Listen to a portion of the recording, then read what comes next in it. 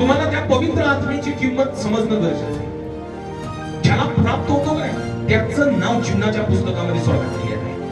आता स्वर्ग त्याला ओळखतो आणि सैतान सुद्धा त्याला ओळखतो.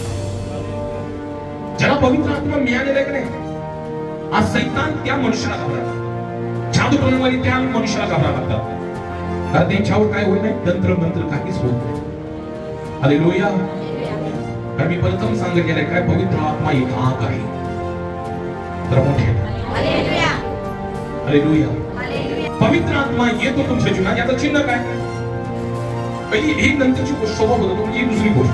पहिली गोष्ट काय होतो म्हणजे काय, तुम्हाला तुम्ही केलेल्या चुका तुम्हाला दिसायला लागतात.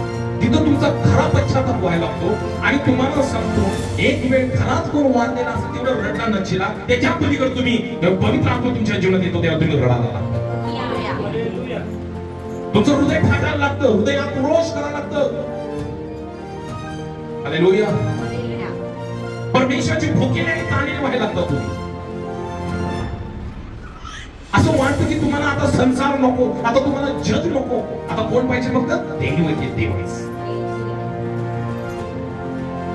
ज्याच्या जीवनात पवित्र आत्मा आहे की नाही, त्याला धनाची काही किंमत नसते, त्याला घराची काही किंमत नसते, त्याला सगळ्या संपत्तीची काही किंमत नसते, वस्तूंची काही किंमत नसते. त्याला फक्त एकाचीच किंमत असते, माझा परमेश्वर आणि मी. जरा मोठे हालेलुया. हालेलुया.